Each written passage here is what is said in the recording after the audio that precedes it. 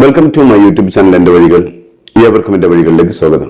ഇനിയും എന്റെ channel subscribe ചെയ്യാത്തവർ സബ്സ്ക്രൈബ് ചെയ്യുക, എന്റെ വീഡിയോ ഇഷ്ടമായ ലൈക്ക് ചെയ്യുക, തുടർന്നും എന്റെ വീഡിയോകൾ ലഭിക്കുന്നതിന് വേണ്ടി ബെല്ലൈക്കൺ അമർത്തുക.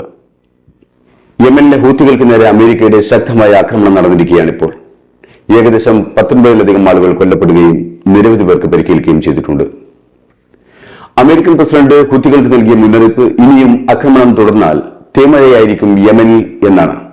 അതിനാൽ ആക്രമണങ്ങൾ നിർത്തുക, കപ്പലുകളെ തടയാതിരിക്കുക എന്ന് ആണ് മുന്നറിയിപ്പ് നൽകുന്നത്. അമേരിക്കൻ പ്രസിഡന്റ് ഡൊണാൾഡ് ട്രംപ് പറഞ്ഞത് അമേരിക്ക യമനിലെ ഹൂത്തികൾക്ക് നേരെ നിർണായകവും അതിശക്തവുമായ ആക്രമണം നടത്തി എന്നാണ്. അതേസമയം യമനിലെ ഹെൽത്ത് മിനിസ്ട്രി റിപ്പോർട്ട് ചെയ്യുന്നത് അമേരിക്കൻ ആക്രമണത്തിൽ 19 പേർ കൊല്ലപ്പെട്ടെന്നും നിരവധി പേർക്ക് പരിക്കുപറ്റിയിട്ടുണ്ടെന്നുമാണ്. യമനിലുടനീളം നിരവധി ലക്ഷ്യസ്ഥലങ്ങളിലേക്കാണ് അമേരിക്ക ആക്രമണം നടത്തിയത്. തീർത്തും അലക്ഷ്യമായ ആക്രമണം മാത്രമായിരുന്നു അത്. അതിനാലാണ് പിഞ്ചു കുഞ്ഞുങ്ങളടക്കം നിരവധി പേർ കൊല്ലപ്പെട്ടതും നിരവധി പേർക്ക് പരിക്കുപറ്റിയതും. അമേരിക്കൻ ആക്രമണം യമന്റെ തലസ്ഥാനമായ സനായിലും സദായിലും വരെ വ്യാപിച്ചിരുന്നു. കഴിഞ്ഞ ആഴ്ചയായിരുന്നു യമനിലെ ഹൂത്തികൾ ഇസ്രായേലിന് മുന്നറിയിപ്പ് നൽകിയത് ഗസയ്ക്ക് മേലുള്ള ഉപരോധം പിൻവലിച്ചില്ലെങ്കിൽ റെഡ് സീയിലെ തങ്ങളുടെ ആക്രമണം പുനരാരംഭിക്കുമെന്ന്. ഇതിനു മുമ്പ് ഹൂത്തികൾ 100 കണക്കിന് ആക്രമണങ്ങളാണ് ഗസയോട് ഐക്യദാർഢ്യം പ്രഖ്യാപിച്ചുകൊണ്ട് ചരക്ക് കപ്പലുകൾക്ക് നേരെ നടത്തിയിട്ടുള്ളത്. ഹൂത്തികൾക്ക് മുന്നറിയിപ്പ് നൽകിക്കൊണ്ട് ട്രംപ് അദ്ദേഹത്തിന്റെ സോഷ്യൽ മീഡിയ പ്ലാറ്റ്ഫോമിൽ കുറിച്ചത് ഇപ്രകാരമായിരുന്നു: എല്ലാ ഹൂത്തി തീവ്രവാദികൾക്കും ഞാൻ മുന്നറിയിപ്പ് നൽകുന്നു, നിങ്ങളുടെ സമയം അവസാനിച്ചിരിക്കുകയാണ്. ഇന്നു മുതൽ നിങ്ങളുടെ എല്ലാ ആക്രമണങ്ങളും നിർത്തുക. നിങ്ങൾ നിങ്ങളുടെ ആക്രമണങ്ങൾ അവസാനിപ്പിച്ചില്ലെങ്കിൽ നരകം നിങ്ങൾക്ക് മീതെ മഴയായി പെയ്യും. നിങ്ങൾ ഇതുവരെ കാണാത്ത കാഴ്ചയായിരിക്കും അത് എന്നാണ് അദ്ദേഹം തന്റെ സോഷ്യൽ മീഡിയ പേജിൽ കുറിച്ചത്. എന്നാൽ ഹൂത്തികൾ ഇസ്രായേലിന് വാണി നൽകിയ എന്നല്ലാതെ പുതിയൊരു ആക്രമണം അവർ നടത്തിയിരുന്നില്ല. ഇത് അമേരിക്ക ഒരു മുഴം നീട്ടിയെറിഞ്ഞതാണ് ഹൂത്തികളെ ഭയപ്പെടുത്തി നിർത്താൻ. അതേസമയം ഹൂത്തികൾ ആരോപിക്കുന്നത് അമേരിക്ക ആക്രമണം നടത്തിയിരിക്കുന്നത് സിവിലിയൻസിന് നേരെയാണെന്നാണ്.